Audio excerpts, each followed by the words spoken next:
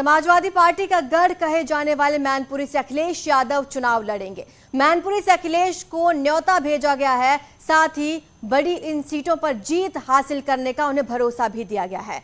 मैनपुरी के करहल से अखिलेश यादव चुनाव लड़ने वाले हैं। ये बड़ी खबर इस वक्त आपको बता रहे हैं। मैनपुरी के करहल से चुनाव लड़ेंगे अखिलेश यादव। इस सियासी रण में अखिलेश मैनपुरी से चुनाव लड़ने वाले हैं। मैनपुरी से चुनाव लड़ेंगे अखिलेश यादव। इस वक्त की बड़ी खबर आपको बता रहे हैं। मैनपुर के करहल से अखिलेश यादव चुनाव लड़ने वाले हैं। पहली बार विधानसभा चुनाव लड़ेंगे अखिलेश यादव। पहली बार चुनावी मैदान में हैं और अखिलेश सीएम योगी से पहले चुनाव लड़ेंगे, क्योंकि पहले चरण में वो चुनाव लड़ने वाले हैं। छठे चरण में सीएम योगी की गोरखपुर सीट पर मतदान होगा। ऐसे में अखिलेश सीएम योगी से पहले चुनाव लड़ेंगे।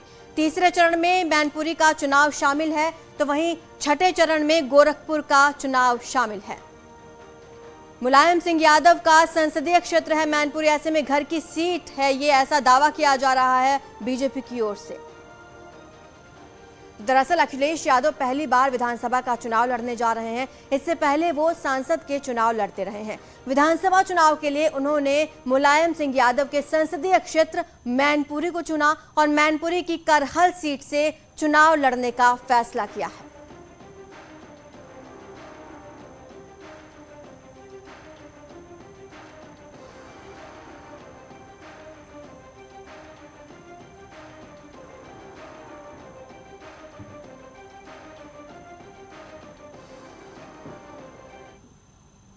इससे पहले जब अखिलेश से चुनाव लड़ने पर सवाल पूछा गया तो उन्होंने क्या कुछ कहा, आपको सुनवाते हैं। मैं आजमगढ़ की जनता से कहूंगा और पार्टी जहां फैसला लेगी वहां लड़ूंगा, और चुनाव पहले होना चाहिए, योगी जी से पहले लड़ लें चुनाव। मैं आजमगढ़ की जनता से कहूंगा और पार्टी जहां फैसला लेगी वहां लड़ूंगा। यूपी के महासंग्राम में सियासी पाला बदलने का सिलसिला जारी है। कांग्रेस की पोस्टर गर्ल प्रियंका मौर्य, जो कुछ दिन पहले तक कांग्रेस के कैंपेन का हिस्सा थी, वो 20 जनवरी को कांग्रेस से बगावत कर बीजेपी में शामिल हो गई। वहीं मुलायम के रिश्तेदार ने भी पाला बदल लिया है। जो अब तक बीजेपी के खिलाफ सियासी पारी खेल रहे थे, उन्होंने बीजेपी का साफा पहन लिया।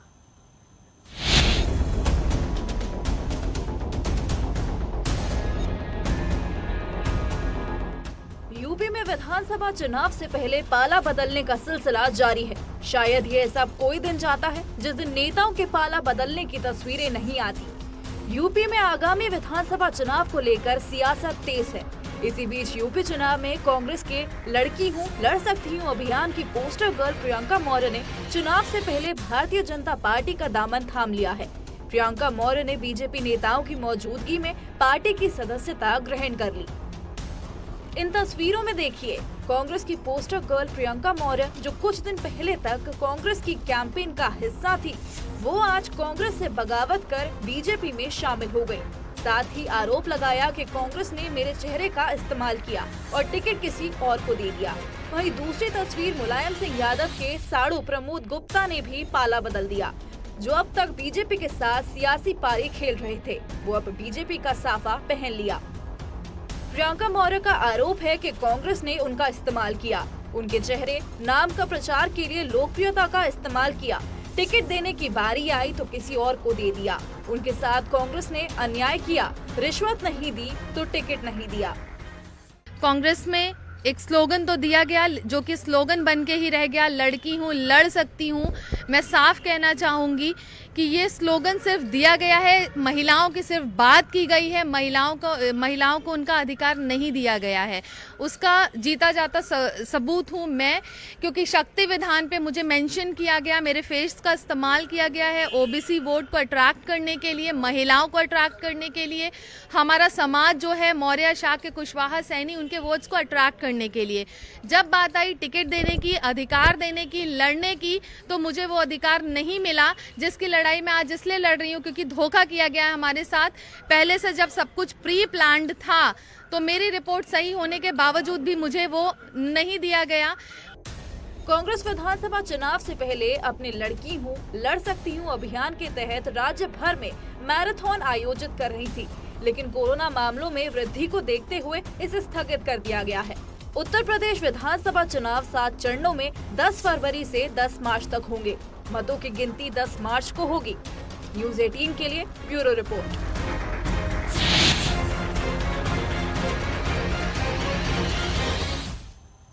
19 जनवरी को मुलायम की छोटी बहू अपर्णा यादव बीजेपी में आई। 20 जनवरी को मुलायम के साढ़ू प्रमोद गुप्ता एसपी छोड़कर बीजेपी में शामिल हो गए। मुलायम के रिश्तेदार प्रमोद गुप्ता ने अखिलेश पर गंभीर आरोप लगाए हैं। अखिलेश ने नेताजी को कैद किया है और उन्हें किसी से मिलने नहीं देते, यही आरोप है प्रमोद गुप्ता का। वहीं अखिलेश ने पलटवार करते हुए प्रमोद गुप्ता के आरोपों को निराधार बता दिया है।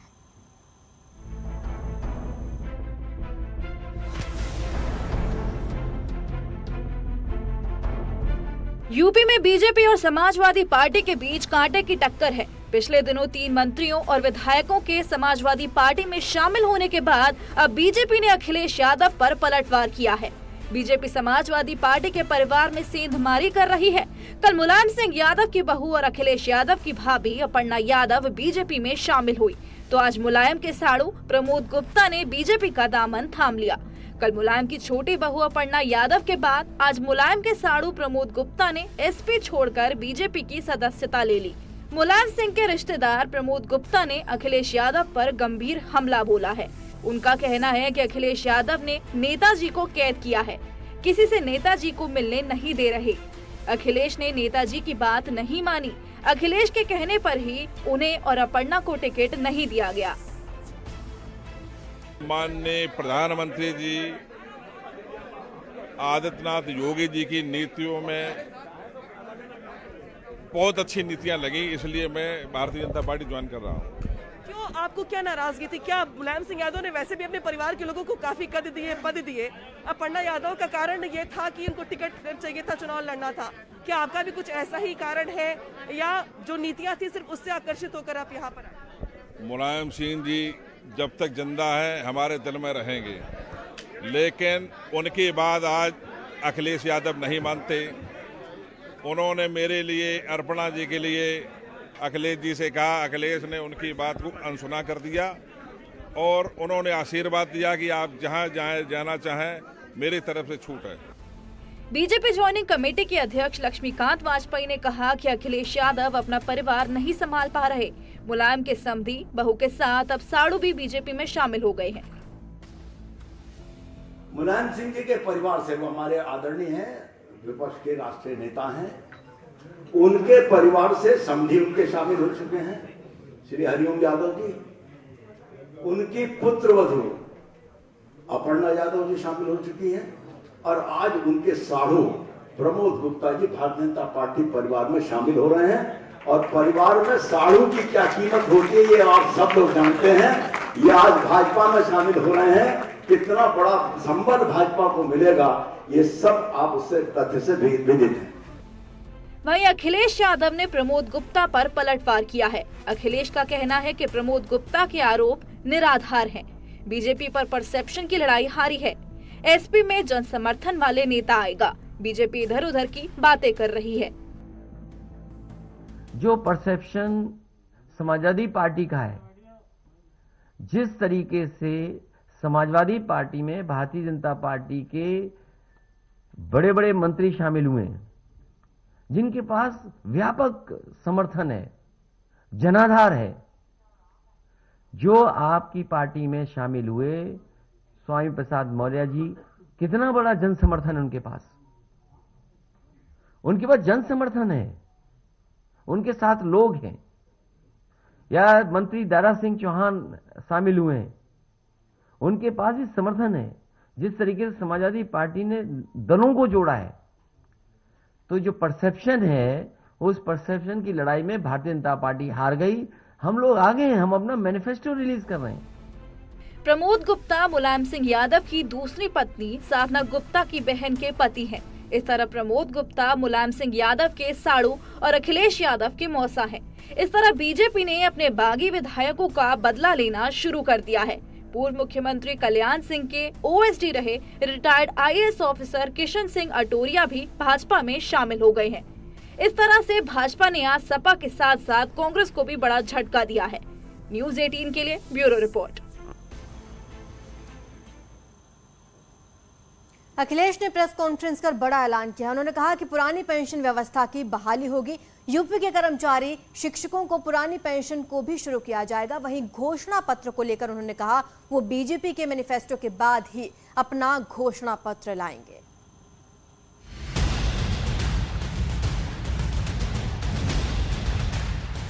समाजवादी पार्टी के अध्यक्ष अखिलेश यादव ने आज फिर प्रेस कॉन्फ्रेंस कर सरकार पर निशाना साधा। अखिलेश ने बीजेपी को यूपी में अपना घोषणा पत्र जारी करने को कहा। वो बोले कि बीजेपी के बाद ही सपा अपना मैनिफेस्टो लाएगी। मैं ये चाहता हूं कि भारतीय जनता पार्टी अपना मैनिफेस्टो लाए। समाजवादी पार्टी ने तो अपने प्रत्याशी भी घोषित कर दिए, अपना वर्चुअल रैली भी जैसे कर सकते हैं वो कर रहे हैं। मैनिफेस्टो की बातें भी लगातार हम आपसे चर्चा कर रहे हैं और शामिल कर रहे हैं। आखिर भारतीय जनता पार्टी 4.5 साल से और डबल इंजन की सरकार जो उत्तर प्रदेश में थी, जो भेदभाव के साथ काम कर रही थी, वो मैनिफेस्टो जैसे ही लाएगी। उसके बाद समाजवादी सरकार में क्या क्या काम होंगे, समाजवादी पार्टी का मैनिफेस्टो आएगा। अखिलेश ने कहा कि सपा के मैनिफेस्टो में यश भारती पुरस्कार को शामिल किया जा रहा है। सपा सरकार में उत्कृष्ट कलाकारों का सम्मान किया गया। इसमें जिला स्तर पर नगर भारती सम्मान दिया जाएगा। कला, लेखन, पत्रकारिता, शिक्षा, चिकित्सा, इंजीनियर आदि क्षेत्र से उदयमान लोगों का सम्मान होगा। साथ ही पुरानी पेंशन व्यवस्था की बहाली होगी। यूपी के कर्मचारी और शिक्षक को पुरानी पेंशन को भी शुरू किया जाएगा। वह बोले कि वित्त विहीन शिक्षकों को शामिल करके 2005 से पहले मिलने वाली व्यवस्था लागू होगी, जिससे लगभग 12 लाख कर्मचारियों को फायदा मिलेगा। वह बोले कि सपा की कथनी और करनी में भेदभाव नहीं है। समाजवादी पार्टी ने फैसला लिया है कि पुरानी पेंशन व्यवस्था की बहाली होगी जब समाजवादी सरकार उत्तर प्रदेश में बनेगी। मैं आज ये घोषणा करता हूं कि मेरी सरकार, समाजवादी सरकार बनते ही पुरानी पेंशन व्यवस्था बहाल कर दी जाएगी। इसमें जो भी धनराशि की आवश्यकता होगी उसकी व्यवस्था कर ली जाएगी। मैंने इस संबंध में कर्मचारी और वित्त विशेषज्ञों से वार्ता कर ली है। एक कॉर्पस बना करके इस धनराशि की व्यवस्था करने के लिए हम सक्षम हैं। सरकार पर हमला बोलते हुए अखिलेश ने कहा कि मौजूदा सरकार विकास विरोधी है। उन्होंने आरोप लगाया कि सीएम और डिप्टी सीएम पर जितने मुकदमे हैं उतने आईपीसी में सेक्शन ही नहीं है। एंटी रोमियो स्क्वाड पर अखिलेश ने कहा कि योगी रोमियो को बदनाम कर रहे थे, उन्हें केवल दिखावा करना था। वह बोले कि महिला सुरक्षा में 1090 बेस्ट सिस्टम था जिसे योगी सरकार ने खराब किया। न्यूज़ 18 के लिए ब्यूरो रिपोर्ट।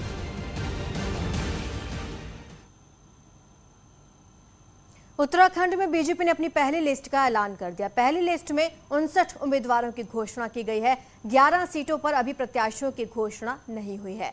यही नहीं, पहली लिस्ट में 10 विधायकों के टिकट बीजेपी ने काट दिए हैं। बीजेपी की लिस्ट में 15 ब्राह्मण उम्मीदवार हैं, तो वहीं 3 वैश्य उम्मीदवारों को भी बीजेपी ने टिकट दिया है। 6 महिला उम्मीदवारों को भी टिकट दिया गया है। वहीं सिंगर जुबिन नौटियाल के पिता राम शरण नौटियाल को भी बीजेपी ने अपना प्रत्याशी बनाया है। सीएम धामी एक बार फिर से खटीमा सीट से चुनाव लड़ेंगे, तो वहीं प्रदेश अध्यक्ष मदन कौशिक हरिद्वार सीट से चुनावी मैदान में होंगे।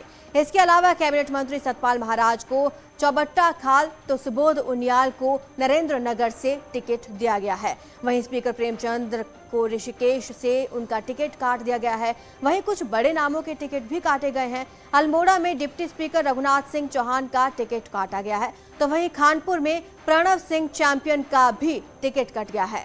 यमकेश्वर में बीसी खंडूरी की बेटी रितु खंडूरी का भी टिकट कट गया है। दोराहाट में महेश नेगी का टिकट काटा गया है, तो वहीं गंगोली हाट में मीना गंगोला को भी टिकट नहीं मिला। इसके अलावा पौड़ी में मुकेश कोहली और कपकोट में बलवंत भोयार का टिकट काटा गया है। बात करें सर, अगर हम बात करें उत्तराखंड की जो 59 विधायकों की उम्मीदवारों की लिस्ट जारी हुई है, कितनी उम्मीदें हैं सर? पूरा पक्का उम्मीद है, हम 60 पार के जो लक्ष्य है वो हासिल कर रहे हैं। सर, अगर हम बात करें सर, जिस तरह से जो पूर्व मुख्यमंत्री थे उन्होंने इच्छा जाहिर की थी कि वो चुनाव नहीं लड़ेंगे, तो उन्होंने कहा कि वो पूर्व मुख्यमंत्री है, सीनियर नेता है, वो बोला है मैं पार्टी के लिए काम करूंगा इस चुनाव में, इसलिए मैं चुनाव नहीं लड़ूंगा। अपने आप उन्होंने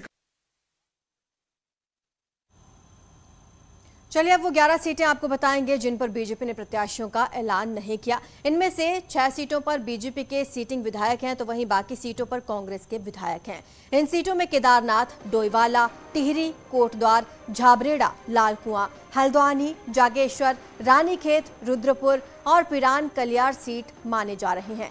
कांग्रेस की लिस्ट के बाद इन सीटों पर टिकटों का ऐलान होगा। तो बीजेपी ने 11 सीटों पर अभी तक उम्मीदवारों की लिस्ट तैयार नहीं की है। अभी तक मंथन चल रहा है, तमाम बैठकों का दौर चलेगा, जिसके बाद इन टिकटों पर फाइनल आउटपुट आएगा। उत्तराखंड बीजेपी की पहली लिस्ट हालांकि आ चुकी है। 59 उम्मीदवारों का ऐलान कर चुकी है बीजेपी, जिनमें से महिलाएं भी शामिल हैं, ब्राह्मणों को भी टिकट दिया गया है। तमाम लोगों को यहां पर टिकट दिया गया है, लेकिन कुछ विधायकों का टिकट भी कटा है, जिनमें कुछ बड़े नाम भी शामिल हैं। 10 विधायकों के टिकट काट दिए गए हैं। 6 महिला उम्मीदवारों को इस दौरान टिकट दिया गया है और वहीं 15 ब्राह्मण इन 59 उम्मीदवारों में शामिल हैं।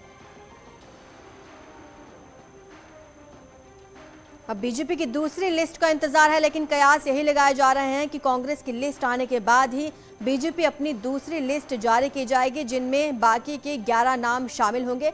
फिलहाल 59 उम्मीदवारों का ऐलान कर दिया गया है। इनमें महिलाएं भी शामिल हैं, 15 ब्राह्मण इनमें शामिल हैं। 6 महिला उम्मीदवारों को टिकट दिया गया है।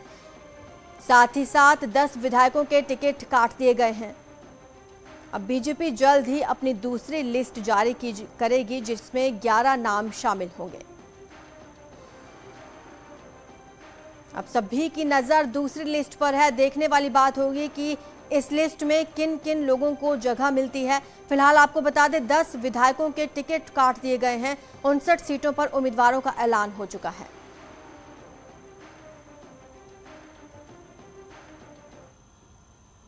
फिलहाल इतना ही। आप देखते रहिए न्यूज़ 18 उत्तर प्रदेश उत्तराखंड। उत्तर प्रदेश उत्तराखंड क्या फैसला करने वाले हैं? हार से कौन होगा लाल? कौन लगाएगा जीत का गुलाल? सबसे सटीक अनुमान उत्तर प्रदेश उत्तराखंड का महापौर सिर्फ न्यूज़ 18 यूपी उत्तराखंड पर।